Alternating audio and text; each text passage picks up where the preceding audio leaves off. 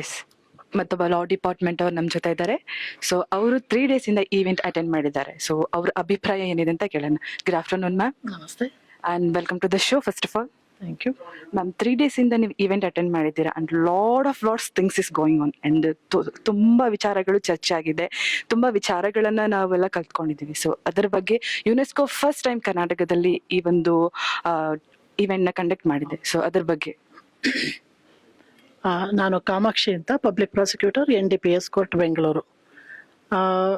ಏನು ಯುನೆಸ್ಕೋ ಇಂದ ಈ ಪ್ರೋಗ್ರಾಮ್ನ ಅರೇಂಜ್ ಮಾಡಿದ್ದಾರೆ.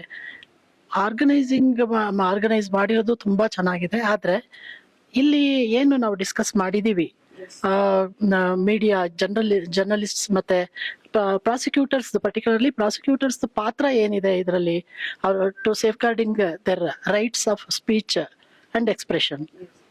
ಇದರಲ್ಲಿ ನಮ್ಮ ಇದು ಲಿಮಿಟೆಡ್ ಆಗಿದ್ರು ಈ ಲೋಯರ್ ಕೋರ್ಟ್ಸ್ ಅಲ್ಲಿ 153A 195A ಈ ಕೇಸ್ಗಳಲ್ಲಿ ಏನ್ ಕೇಸ್ ನಡೆಸಬೇಕಾದ್ರೆ ಜರ್ನಲಿಸ್ಟ್ಗೆ ಆಗಿರುತ್ತೆ.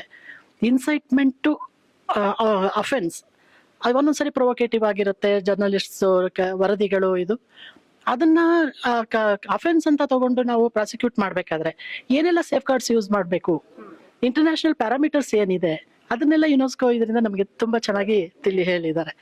ಯಾವ ರೀತಿ ಅದನ್ನ ನಾವು ಪ್ರಾಸಿಕ್ಯೂಟ್ ಮಾಡ್ಬೇಕಾದ್ರೆ ಯಾವ್ದೆಲ್ಲ ಮೆಷರ್ಸ್ ಅಡಾಪ್ಟ್ ಮಾಡ್ಕೋಬೇಕು, ಯಾವ್ದೆಲ್ಲ ಪ್ಯಾರಾಮೀಟರ್ಸ್ ಇದೆ ಅನ್ನೋದು, ಅದನ್ನೆಲ್ಲ 3 days ಅಲ್ಲಿ ತುಂಬಾ ಚೆನ್ನಾಗಿ ನಮಗೆ ಅವೇರ್ನೆಸ್ ಕ್ರಿಯೇಟ್ ಮಾಡಿದ್ದಾರೆ.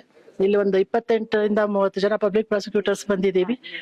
V are not belong to law department, we belongs to prosecution department. ಹಾಗಾಗಿ ಪ್ರಾಸಿಕ್ಯೂಷನ್ ಡಿಪಾರ್ಟ್ಮೆಂಟ್ ಇಂದ ನಮಗೆ ಇದೊಂದು ಅಪರ್ಚುನಿಟಿ. ಜೊತೆಗೆ ಯುನೆಸ್ಕೋ ನಮ್ಮನ್ನ in collaboration with the prosecution department and journalists, it is very beneficial for us. Thank you so much, ma'am.